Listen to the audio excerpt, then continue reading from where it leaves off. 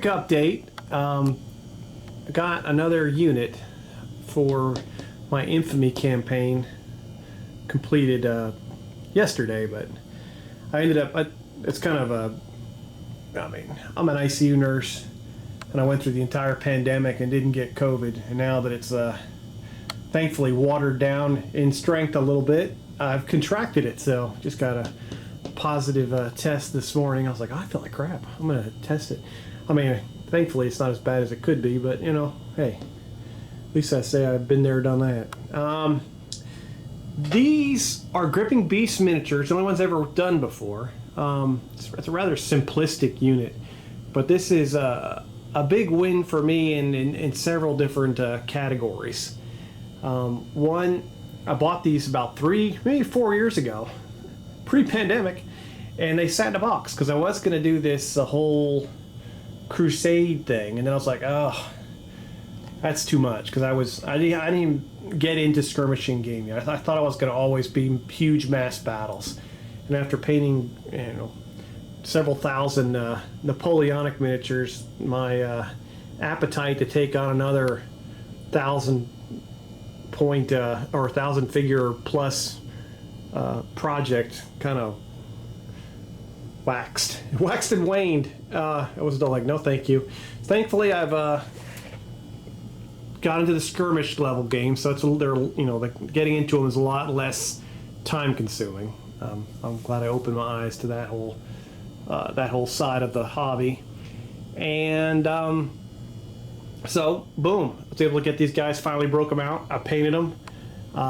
They are going to be, one second, they're going to be my Osmanian nomads. So if you're not familiar with my Infamy campaign, it's set in a fictional world. I'll show you a map in a second, and there are 4 kind of mercenary factions. This is the 3rd one I've got done, so I've only got left to do are my Kaldani pikemen, which I might be able to get done this week, depending on how I feel, since I won't have to go to work. As far as the campaign world is set, there's Osmana. The holy city of Chark's actually located in the middle of that, so these guys are going to be pretty religious. And then here's Kaldani, where the pikemen are from, and they're kind of split right down the middle. You see Shubia and Odenheim up north. We got all these battles going back and forth between these two. Alright guys, talk to you soon. Which is, maybe I needed a break, so this is the way of God telling me to take it easy. So I just kind of been going non-stop for a couple years now, like most of us have, so I was like, a little break here. So, good. So, these guys are done. I'm going to crank out those pikemen, which I'm excited about. I'm a little bit nervous too, because those pikes, you grab them wrong, I got the metal ones from Footsore Miniatures. These metal pikes, they're great. I mean, I know that several different manufacturers make them, but I got these. And yeah, if you grab them wrong or you lean into them, they hurt. It's legit a weapon. So I could, my house gets broken into, I'm planning on throwing my pikemen at them, and then I'll break out my shotgun and blow them away. But that's okay. So that's kind of neat. I love pikemen, are like some of my favorite units. It's historically I enjoy them. I think they're neat. I've never got a chance to field a pike unit, so yeah, bucket list item checked. The other great thing about these Osmanian guys, besides painting Gripping Beast miniatures, what I never had. 2, it was a project that they sat in the box and I forgot about them literally for several years. And to see them painted and put on the table, that's another checkbox. And 3, I've actually, first time ever, used a different skin tone besides just the basic flesh stuff. So these guys are darker guys. They're in in this campaign. It's a deserty area, rocky, and yeah. So maybe similar to Northern Africa, and so pick something a little bit different, so break it out of that comfort zone. I'm proud of me in a little way. Doesn't take much for me to impress myself, so done that, and yay. I continue to use static grass on my bases now, which beats the hell out of the boring crud I did for years. So I've got to get to those tufts though. That'll be the final thing for me to leave my comfort zone there. But yeah, so these guys are light infantry. They got javelins. I'll probably give them the Viper rule. Probably play around with a little bit, make them a little bit faster, just so they have. They will not be a hard-hitting unit like the Berserkers of Odenheim or the Immortals of Shubia. They're going to be complete opposite. And then the pikemen are going to be. There's going to be a solid wall of pikes just moving forward very slowly across the battlefield. So that should be interesting too. I've shown them in a previous video, but I'll show them again real quick. Parry medals from, I think, from their Agincourt selection. Got some French generals back there too, and you can, those pikes, they'll break the skin. So 24 of them. I've got their commander. I'm going to piece together out of some different kits, but they're all base. Just got to paint them now. I think they're going to be. I'm going to go with like a green color and then the metal basically for the armor. Pretty basic color scheme on these guys, but I knew I was going to do a bunch of them. The standard units for most of my guys in this Infamy campaign have been 3 groups of 8. So these guys have 4 groups of 8. I wanted them to be a little bit more numerous because they're not as robust. So they're going to be speed, numbers, and it'll tactically add something a little bit different to the battlefield, which will make it a bit more fun and entertaining. And I'll continue to tweak these homegrown rules to the Infamy Too Fat Lardy's rule set already, that I've been kind of using for this whole campaign. I have nimbled into Rampant 2nd edition. I tried that for a little bit. Yeah, my brain that is usually not the best anyway is now kind of fumbling with all the boogers that are hanging out between in my sinus cavity probably.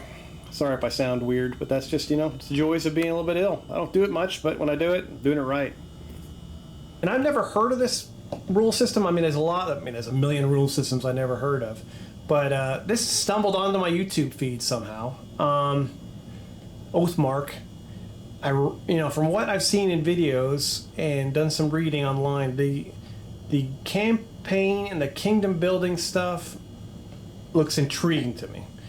So I'm not sure if the rank and flank stuff and rank and file, whatever you want to call it, is going to be it's close to what we do anyway. So it's a little bit different than all the other games I've played, but that's not a bad thing always. So I am going to try that out, and I'll just I'm gonna play an infamy game from Too Fat Lardy's first, and then I'm going to try to do a basic game from that. And then I'll expand the next rules, and if it works for me and it's fun, and I can keep it going, and I'll start using that in this campaign world as well. The numbers will be a little bit weird with the number of troops I have because it's very rigid that you have to have 5 rows of guys in these blocks, no more than 4 deep. So 20 is the most of a unit. So I'm going to have some, middle of the road stuff, some guys with 13s and stuff like that. I'm going to divide all this up. So, yeah, but it'll be something fun. And we'll see how it goes. The building units, building leaders, building kingdoms, and that system in the campaign is right in my wheelhouse. That's the kind of stuff I look forward to doing, and I've tried to emulate and create my own systems, but I've got a sneaky suspicion this Joseph McCullough, who did this rule system, is a lot better at it than I am. So I'm going to see what he has to offer, and we'll try some Oathmark here in as soon as possible. And then I've already kind of hinted when I started this campaign, or started this fictional world, that there was some undead. I'm thinking I'm going to work in some orcs, goblins, and probably dwarves.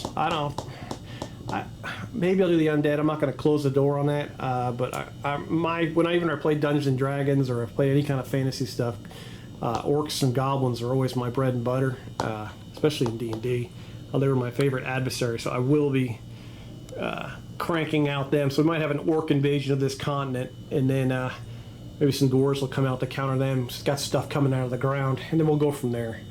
Won't say no to the undead and the elves, but you never know. We'll see. Mostly, if I do go into this realm, it's going to be mostly troops. I know that you can do the super powerful stuff and make it similar to the Warhammer stuff, but I'm really more of a troop kind of guy. So we'll go with that. So that's what I got right now. I'm gonna go blow my nose. Thanks for getting through my sniffly sermon here, I guess. And look forward to finishing up these pikemen, get them on the battlefield, get the game going. And that's it. All right, you guys are awesome. Have fun. Don't catch this, and we'll talk to you soon.